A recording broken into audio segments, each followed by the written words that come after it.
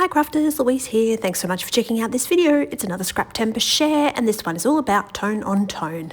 I recently did a video where I used Distress Ink's tone on tone and it's actually a technique that I'm super loving at the moment. So of course when I'm scrapping boys I always reach for the blues and I am starting with a white background.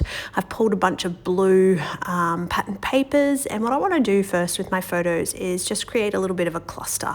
So I find when I'm working on a bit of a mixed media background where I'm using a few different elements, I like to have a bit of an idea of my photos and how they're going to be positioned first so that I can make sure I have enough mediums or elements in the background in order to work around that cluster. There's nothing worse than creating the most beautiful background and then finding that when you're adding elements you're covering most of it up. So for a start I like to, as you see, choose some photos.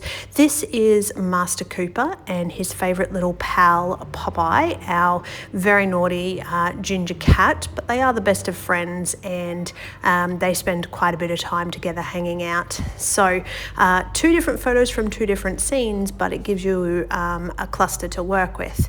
I've also picked some stickers from my collection that have that sort of blue kind of base, as I said, because the tone on tone prompt for this particular share, I'm definitely going with lots of blue elements.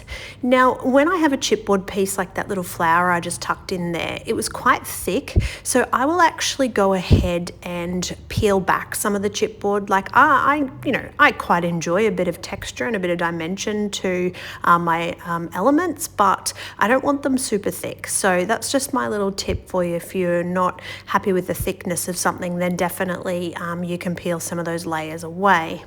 Now here's where this little technique comes in, and I actually really dislike how the original blue goes down on the page. So it's one of those techniques where it's got to kind of look a little bit messy before it comes into its own with this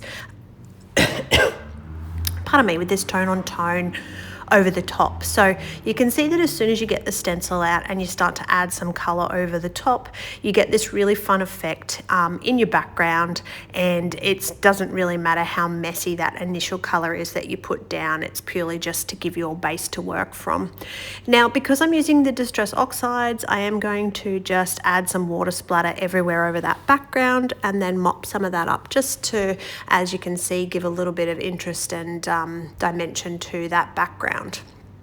All right, I really like how this is looking. I like my little cluster. I just need something to separate that blue from the blue of my clustering and my background. So I'm going to use a doily, which was slightly too large, but it only needed to poke out at the top and the bottom. So I just folded it slightly, and that was the perfect option for what I had here.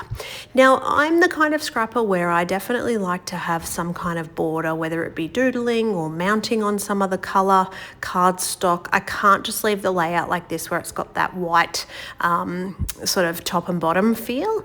And I'm going to use torn washi tape, which I had a little bit of trouble with, so most of it's off camera. It was really quite difficult to tear this particular tape, but again, I'm going with blues, and this washi just has some gold spots or gold triangles or something on it, and I'm going to use that at the top and bottom of my layout to give it a bit more of a finished feel. And again, just sort of developed as I happened to be creating this layout. There was no plan in mind except for creating that background, and it's purely just whatever I happen to feel like doing at the time is how I get creative. So with this little extra bit at the bottom, it's a sort of a cluster that wasn't planned.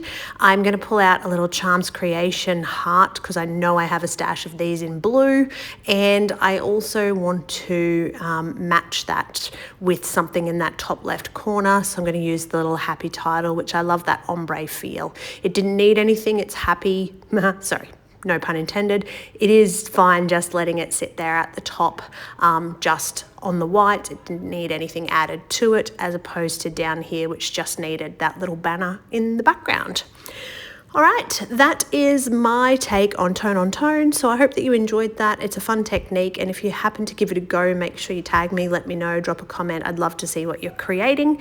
Thank you so much for watching, and happy scrapping.